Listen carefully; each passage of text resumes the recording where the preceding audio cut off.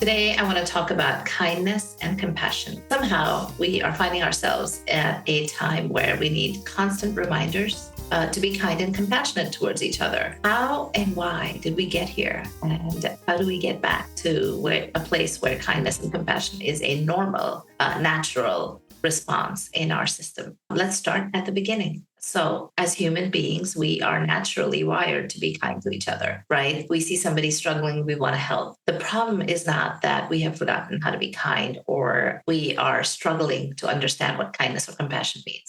I think that the problem is that we have gone so far towards materialism and chasing this idea of success that the world has given to us, that somewhere along the way, our personal stress has gotten so big that finding compassion for others has become difficult to dig out of our system, right? We are so stressed out on a personal level.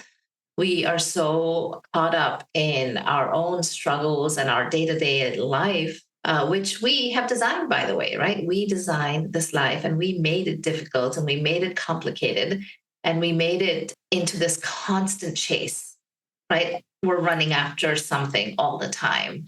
And so when we are running after something and we are struggling to achieve success ourselves, it is only natural that we don't have compassion for others, right? Because if we were to be at peace, if we were to be calm in our own energy, if we were to be happy and joy filled, then kindness comes naturally to us.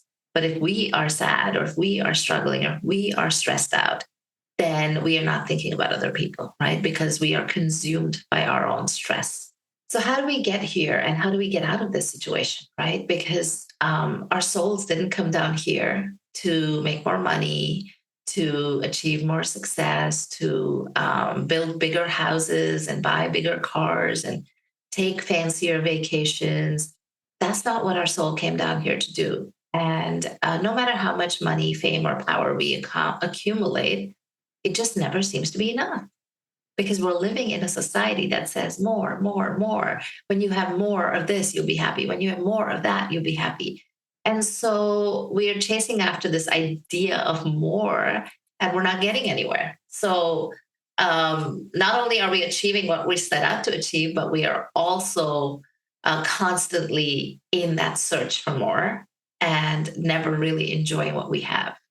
Like, I would invite you all to take a look at your bank account today and see how much money you have and think about 10 years ago, 15 years ago, 20 years ago, did you ever think you would have that kind of money?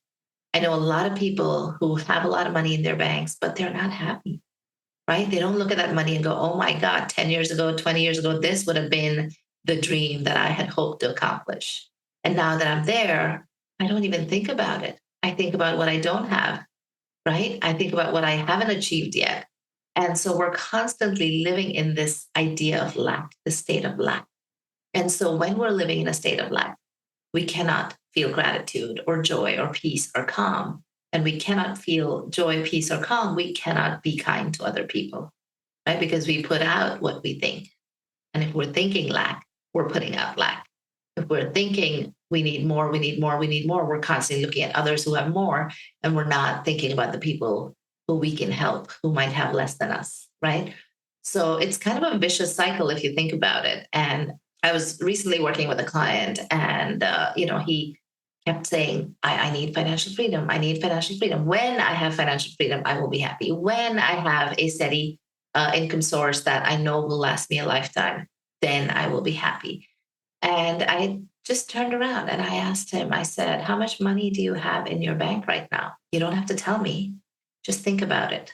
And he thought about the number. And I said, 10 years ago, 20 years ago, did you ever think that you would have this kind of money in your bank? Did you ever think that you would have that many zeros in your bank account after the one? And he said, no, it was not something I ever thought about or dreamed about. And I never thought I would get here at this age. And so I said, okay, how many times have you actually taken the time to enjoy that number and say, I made it. I did this. This is something I hadn't even dreamed about 20 years ago, but I'm here. Look at that. I did that, right? How many times have you given yourself credit for that? How many times have you applauded yourself for making it this far? We don't do that because we are taught to constantly chase after more, this idea of more. right? Destination happiness. When I get there, I'll be happy. When I do this, I'll be happy. When I have that, I'll be happy. People do the same thing with love.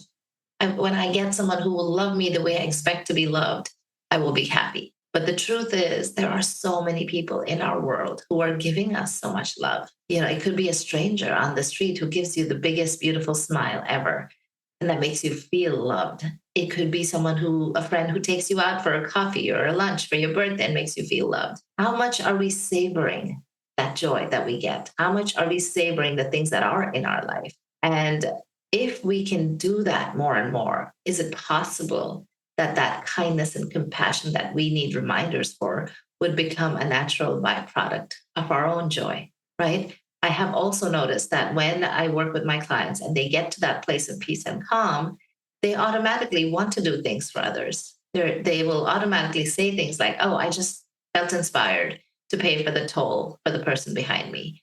Or I just got inspired to pay for the coffee for the person behind me. And that is not something that you think about when you are in stress, when you are suffering, when you are in a state of lack. So kindness isn't something that we need to be reminded about. Kindness is within us. It is within each of us. All of our souls were born to be kind. It is a natural byproduct of being alive. We want to love others and we want to be kind and compassionate towards them. It is the filters of wanting more, needing more, and expecting for more, and then struggling to get more.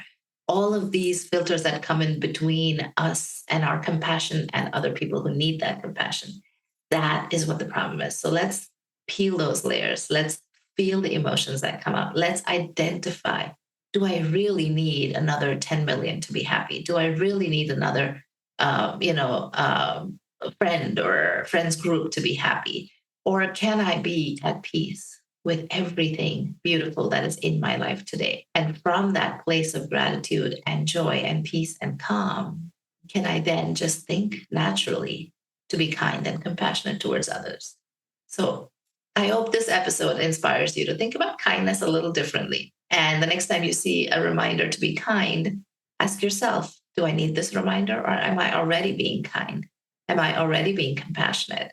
And if you are, then give yourself a pat on the back. And if you're not, then think about all the things in your life that are working beautifully, all the blessings in your life that already exist, and share some gratitude for them, even if it's just to yourself quietly in your mind, because all of our problems start and begin in our mind. So let's work on that mindset. Let's peel, feel, deal, and heal whatever is going on in there that is keeping us from being truly joyful, truly compassionate, truly kind towards ourselves and other people. Thank you.